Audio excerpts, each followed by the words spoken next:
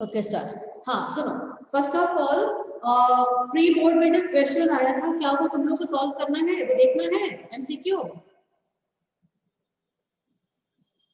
Pre board में जो question आया था उसको हम लोग सॉल्व कर ले पहले क्या। पहला जो क्वेश्चन था उसमें कनिष्का की कॉपी जब मैंने देखा तो कनिष्का की कॉपी में गलत था पहला ही क्वेश्चन का आंसर। जो पहला क्वेश्चन था ना, इस निकल के मेरे पास क्वेश्चन देखो। First question is in the present covid times, और ये क्वेश्चन मैंने क्लास में प्रैक्टिस कराया था। Do you remember? Same question मैंने प्रैक्टिस कराया था कि कोविड-19 के कोविड-19 के टाइम्स में गवर्नमेंट जितने भी पैसे खर्च करती है, सॉरी खासकर फ्री फूड खिलाने के लिए, फ्री में खाना खिलाने के लिए जो गवर्नमेंट का खर्चा होता है, तो वो बजट के किस वाले कैटेगरी में जाएगा, किस वाले आइटम में जाएगा। और the options are capital expenditure, revenue expenditure, capital receipt and revenue receipts. इसका आंसर होगा रेवेन्यू एक्सपेंडिचर। रेवेन्यू एक्सपेंडिचर मैंने तुम लोग को पहले ही कहा था कि रेवेन्यू एक्सपेंडिचर में गवर्नमेंट का वो सारा एक्सपेंसेस आता है जो कि गवर्नमेंट को खर्च करना पड़ता है, वो चाहे या ना चाहे, पैसे हो या नहीं हो, to maintain its routine function, to maintain the law and order, to maintain the administration. ठीक है, इंटरेस्ट पेमेंट, गवर्नमेंट अगर कहीं से बोरो करती है तो उसका इंटरेस्ट चुकाना पड़ता है, तो वो भी गवर्नमेंट का रेवेन्यू एक्सपेंडिचर में आएगा।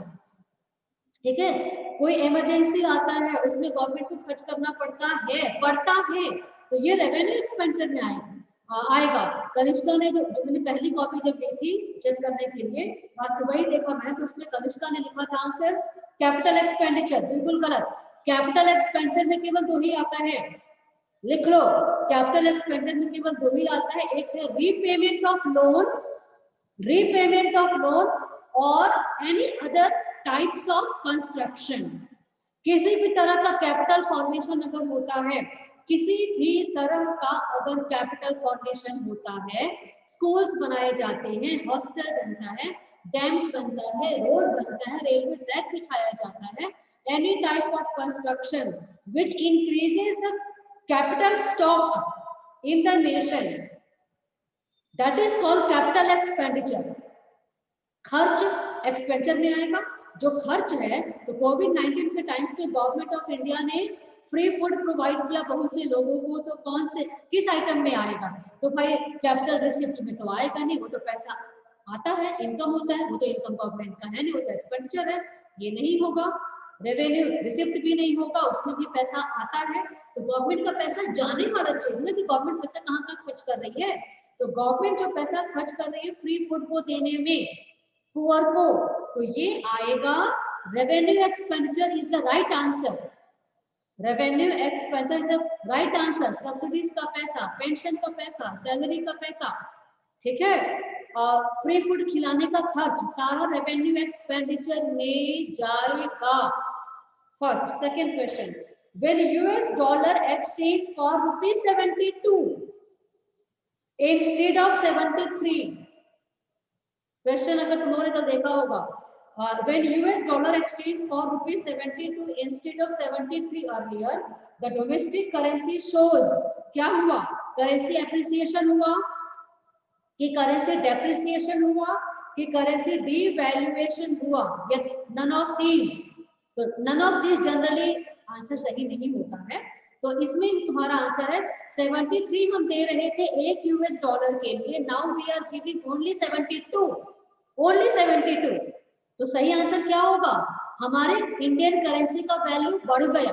73 रुपीज में $1 परचेज कर रहे थे, now we can buy $1 the same unit of dollar by giving ₹1 less. तो कम पैसे देकर के भी हमें उतने डॉलर मिलते हैं, इसका मतलब करेंसी एप्रिसिएशन, करेंसी एप्रिसिएशन। तो इसमें राइट आंसर है ए, करेंसी एप्रिसिएशन। जब कम देने से काम चलेगा तो इंडियन करेंसी विल एप्रिशिएट, जब ज्यादा करेंसी देकर के भी उतने ही अमाउंट डॉलर का मिलने लगता है तो it is called currency depreciation. तो in this question correct answer is currency appreciation, A option. Clear कि नहीं नसीहा? Is it clear?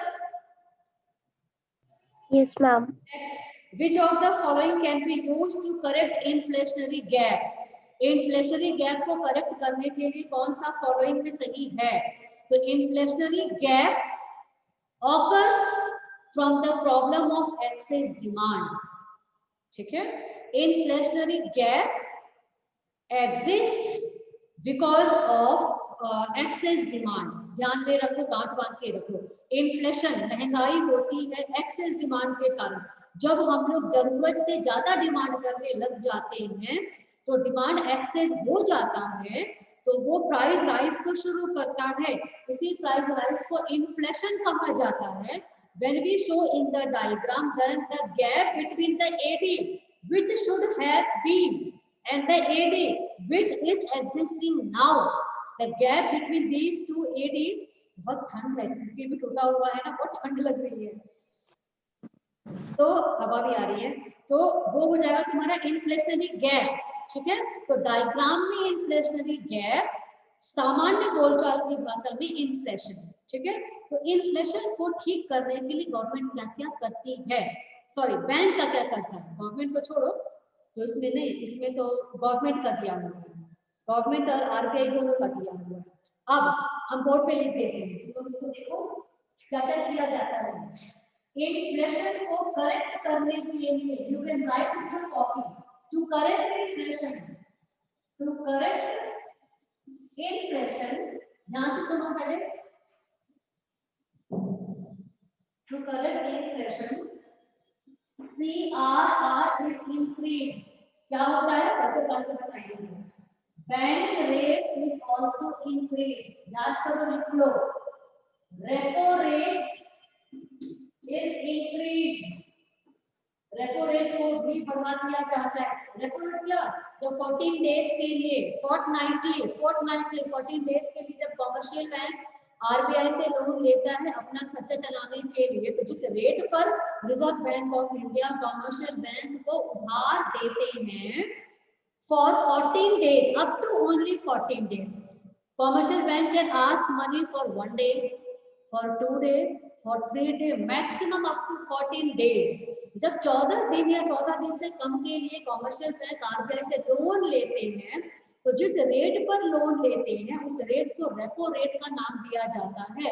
उस रेपो रेट को बढ़ा दिया जाता है ताकि कॉमर्शियल बैंक अब लोन नहीं ले, उनके पास पैसे नहीं रहे, कम रहे। जब कॉमर्शियल बैंक के पास पैसे कम होंगे तो वो पब्लिक को भी पैसे कम देगा। जब पब्लिक के पास पैसे कम जाएगा तो पब्लिक डिमांड कम करेगी, डिमांड कम करेगी तो अपने आप क्या हो जाएगा, महंगाई डाउन चला जाएगा, कम हो जाएगा। तो महंगाई कम करना है, to correct inflation, to correct inflation demand which is created by people should be lessened, should be reduced। तो लोगों के हाथ से पैसा छीनने के लिए, लोगों के डिमांड छीनने के लिए, इन्फ्लेशन को कंट्रोल करने के लिए सीआरआर को बढ़ा दिया जाएगा। कैसे, क्या, कल देखेंगे। बैंक रेट को भी बढ़ा दिया जाता है, रख लो, रेपो रेट को भी बढ़ा दिया जाता है, मार्जिन रिक्वायरमेंट को भी बढ़ा दिया जाता है, मार्जिन रिक्वायरमेंट को भी बढ़ा दिया जाता है, प्लस इसमें tax, government will increase the rate of taxation, government will increase the rate of taxation, ताकि लोगों के पास पैसे नहीं रहे और हमारे पैसे गवर्नमेंट के पास चला जाए, इससे इन्फ्लेशन कंट्रोल होगा। तो इन सारी चीजों से इन्फ्लेशन कंट्रोल होता है, मेन है ये।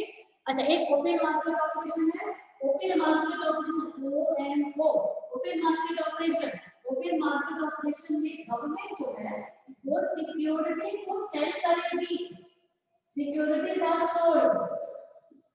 अब कैसे, सब बात बताएंगे, आज तक पूरा नहीं हो पाएगा। सिक्योरिटी को सेल किया जाता है, गवर्नमेंट जो है वो अपने सिक्योरिटी को सेल करती है, तो बैंक खरीदते हैं। तो बैंक जब गवर्नमेंट की सिक्योरिटी को खरीदते हैं तो बैंक पैसा देते हैं गवर्नमेंट को, ठीक है। तो लोगों के बैंक के पास पैसा कम हो जाएगा क्योंकि कमर्शियल बैंक ने सिक्योरिटी खरीद लिया, ठीक है। जब बैंक के पास पैसा कम होगा तो पब्लिक को वो लोन कम देंगे, ठीक है, तो ये तुम्हारा इतना हिंट है। अब बताओ question, which of the following can be used to correct inflationary gap? पहला है increase in taxation, increase in taxation. Second is cut in the cost of credit, cut in the cost of credit. Third है cut in government expenditure, cut in the government expenditure, government खर्च करती है, भाई government का खर्चा हमारा income हो जाएगा, गवर्नमेंट जब लोगों पर खर्च करती है तो लोगों का इनकम हो जाता है। Increase in taxation, cut in cost of credit, cut in government expenditure. D both A and C, both A and C क्या सही है, क्या सही है, बोलो क्या सही है। It's too cold and window pane is broken. Ma'am both A and C. हाँ yes good, both A and C बच्चों, कि टैक्स को गवर्नमेंट बढ़ा देगी, लोगों से टैक्स लेगी, अमीरों से टैक्स लेगी, अमीर के पास पैसा कम हो जाएगा तो और डिमांड कम करेंगे, हालांकि अमीर तो अमीर है, खर्चा करते रहेंगे, फिर भी गवर्नमेंट कुछ पैसे उनको खींच लेगी, तो वो डिमांड कम करेंगे तो महंगाई कुछ कम हो जाएगी। Cut in government expenditure, government के खर्च, गवर्नमेंट अपने खर्च में कटौती करेगी, लोगों को पैसे नहीं देगी, तो इसमें आंसर सही है D. Which of the following is the institutional source of credit? Indian economic development का है, which of the following is the institutional source of credit?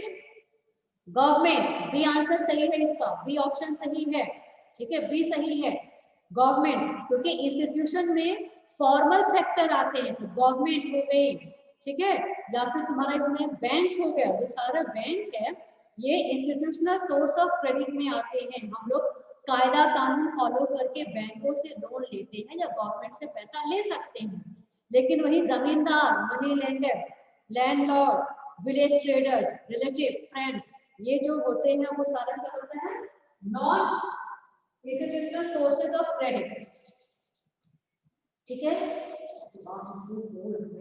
अच्छा, तो इसमें आंसर सही है बी, ठीक है।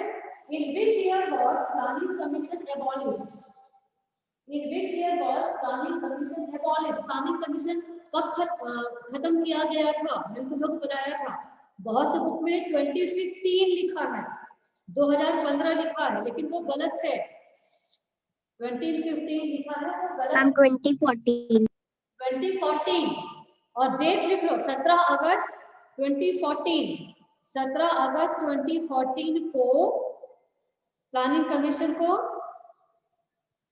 खत्म कर दिया गया था, ठीक है। प्लानिंग कमीशन को 17 अगस्त 2014 में खत्म कर दिया गया था। नीति आयोग शुरू किया गया था 1 जनवरी 2015 को, 1 जनवरी 2015, ठीक है। नेक्स्ट, इफ रिजर्व नहीं, फिर है jobless growth leads to unemployment because, क्या सही है, तुम लोगों ने क्या किया था,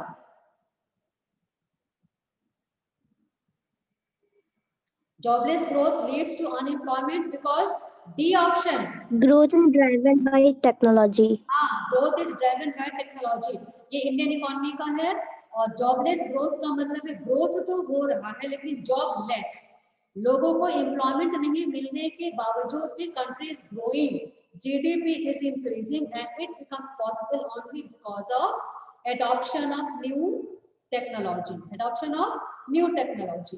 तो नए टेक्नोलॉजी के कारण अनएम्प्लॉयमेंट है, तो भी मशीन काम कर दे रहा है, तो जीडीपी को क्या, जीडीपी तो बढ़ जाएगा, तो जबकि उसने आंसर गलत लिखा था कनिष्का ने। Next, if legal reserve ratio is 20%, I had once asked this question in the class and correct answer is C, 5, same question here. Next, under which policy of China students and professional were sent to work and learn from countryside, क्या सही है, Great Intelligent Cultural Revolution। हाँ, GPCR, GPCR में माओ Zedong ने कहा था सारे Chinese से कि तुम लोग गांव में जाओ और वहां पर अपना अपना काम शुरू करो, काम सीखो, काम शुरू करो, ये जीपीसीआर में शुरू हुआ था। GPCR started in 1966 and it ended in 1976 due to death of Mao Zedong. चलो नेक्स्ट, इसके बाद pollution control board, central pollution control board कब शुरू हुआ था? 1974. 1974, yes, good. 1974 में शुरू हुआ था. Dash trains women health workers at the village level to treat simple illness at minimal cost. तुम लोगों ने बुक में खोजा कहाँ दिया हुआ है? किस चैप्टर का है बताओ? Ma'am Infrastructure, yes, infrastructure chapter का and answer is wrong. नसेहा, it is not Ayush. काश्तकारी संगठन, काश्तकारी संगठन सी वाला तुम लोगों को मैं बता देती हूँ. चलो एनसीईआरटी निकाल दो और ये एमसीक्यू खत्म कर रहे हैं, एमसीक्यू खत्म कर रहे हैं, ठीक है, क्योंकि आज का टारगेट मेरा एमसीक्यू ही है. एमसीक्यू पूरा हो गया. चलो काश्तकारी संगठन तुम लोग को मैं बता दूं. इंफ्रास्ट्रक्चर में आ जाओ. मुझे पता था कि बच्चे इसमें गड़बड़ आएंगे और मैं जानबूझ करके इसको दिया ताकि तुम लोग समझो कि questions can be asked from the boxes. Grey coloured box, मैं पहले ही कहा था ग्रे कलर्ड बॉक्स से क्वेश्चन आएगा. वो देखो page number 153. At page number 153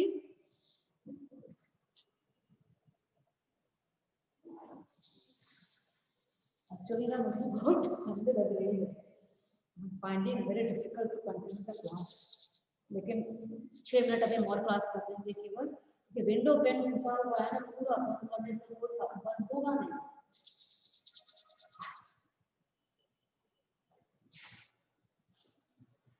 देखो इसमें पेज नंबर 153 में जो बॉक्स बना है 8.7 community and non profit organisation in health care. ठीक है, तो देखो इसमें सेकंड लास्ट लाइन में लिखा है काश्तकारी संगठन. काश्तकारी संगठन सेकंड लास्ट लाइन मिला? मिल गया? काश्तकारी संगठन मिला? Yes ma'am. हाँ ठीक है.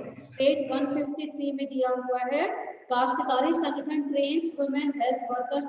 जो सेंटेंस है फिर वो यूज किया मैंने क्वेश्चन में. ठीक है, now let's see the first chapter.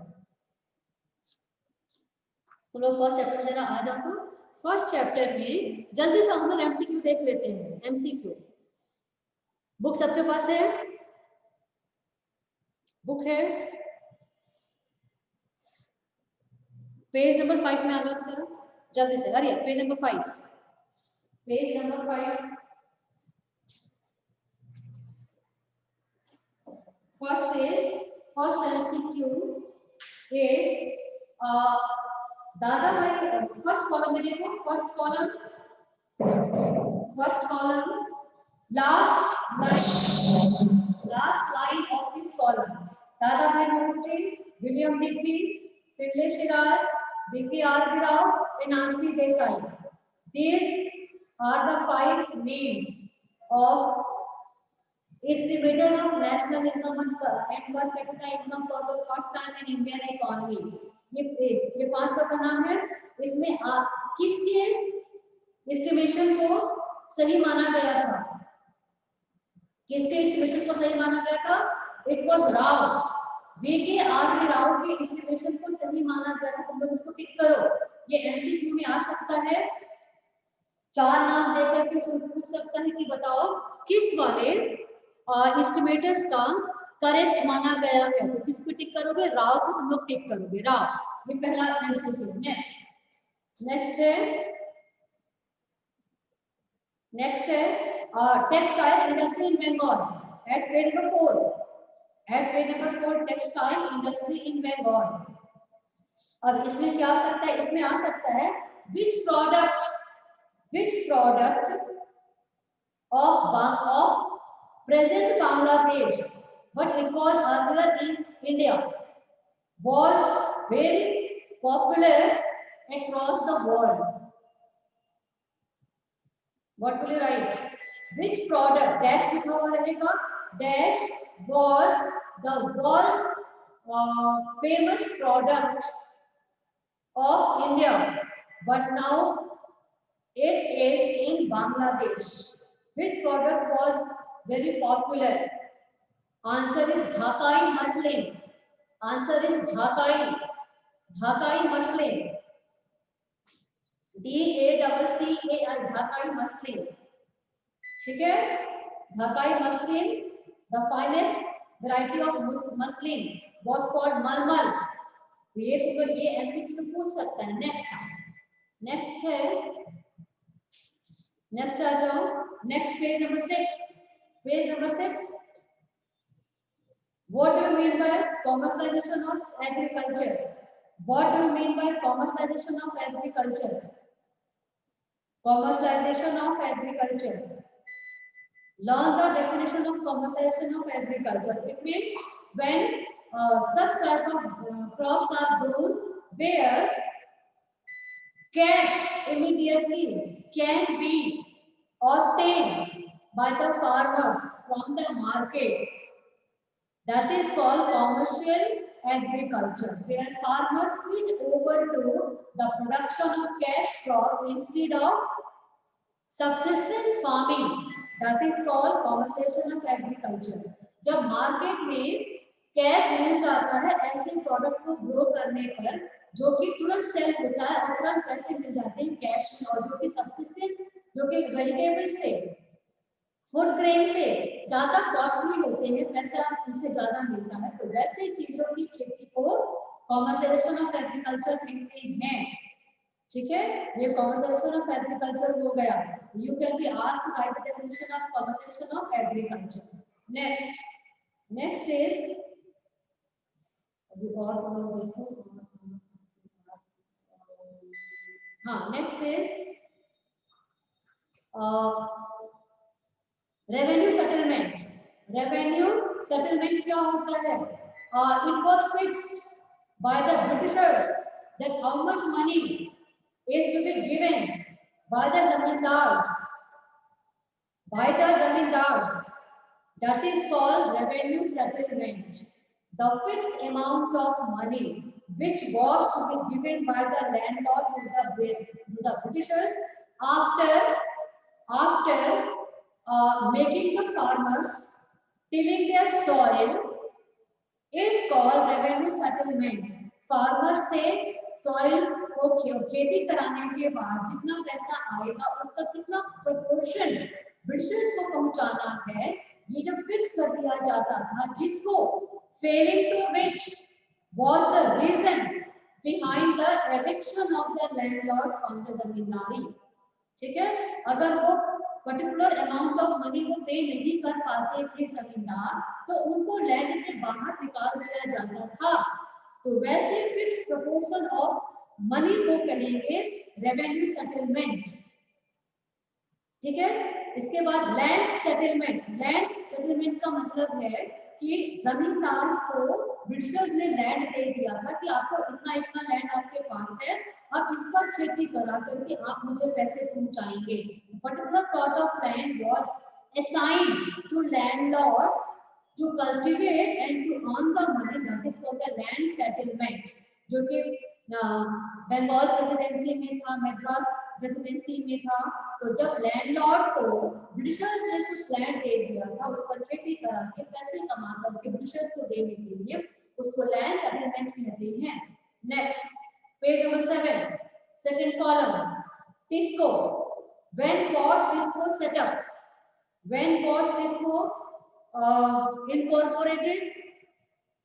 ये बताओ, when was Tisco incorporated? अब 4 ईयर दिया हुआ है, 1906, 1907, 1908, 1909. Which one is correct? Ma'am, 1907. ठीक है, 1907. So what is called capital goods industry? What is called capital goods industry? इसका मीनिंग दिया हुआ है.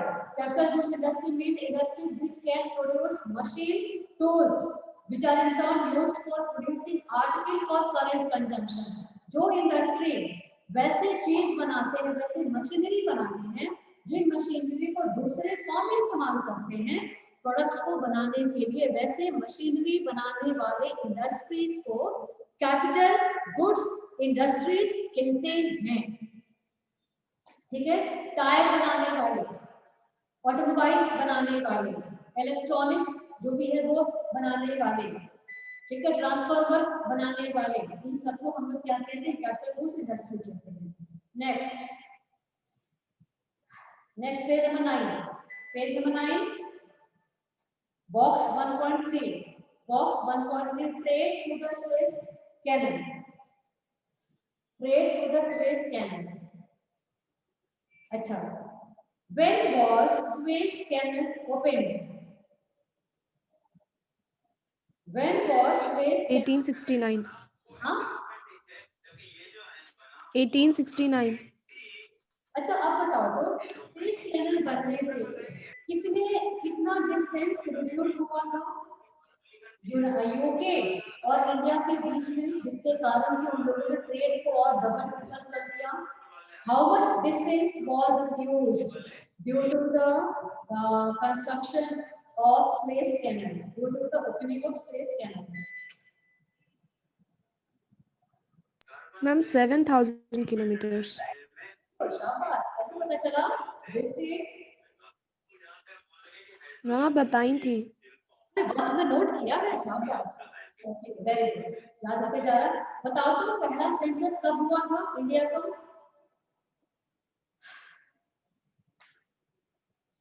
पहला सेंसस मैम 1881. 1881। देखो तो पेज नंबर 9 में डेमोग्राफिक कंडीशन में, page number 9 demographic condition, third line क्या होगा? Various details about the population of British India were first collected through a census in 1881। ठीक है, अच्छा, अब बताओ, Suez Canal connects dash on the Mediterranean Sea with the dash and arm of the Red Sea. क्या fill up करोगे?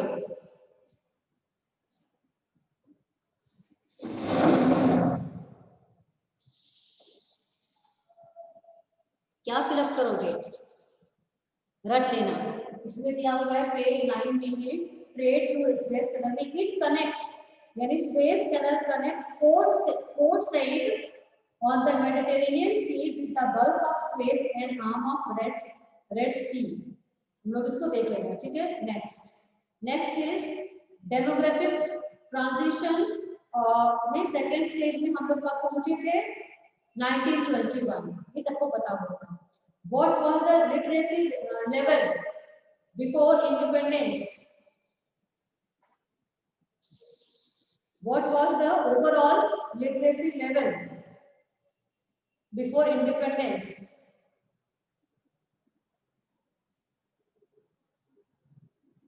कितना था? Ma'am less than 16%. हाँ, क्या? Less than 16%. Less than 16%, and of the female it was only 7%. 7%. चलो ठीक है, याद कर रहे हैं। What is called mortality rate? What is called mortality rate? Death rate. Death rate is called mortality rate. What is called life expectancy?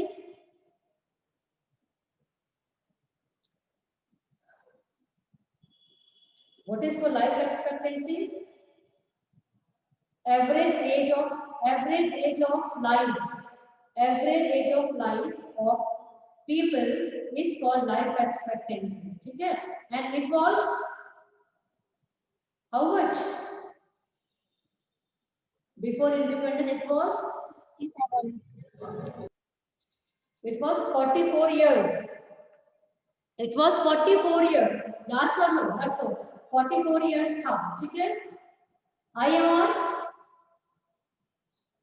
how much IMR was? Infant mortality rate, it was 218, not only, it was very high, 280 पर 1000, यानी हर 1000 में 218 बच्चे का death होता था। ठीक है, हर 1000 में 218 बच्चों का डेथ होता था। क्लियर? ठीक है, ओके हम क्लास बंद कर रहे हैं, मुझको बहुत ठंड लग रही है, कल मिलते हैं।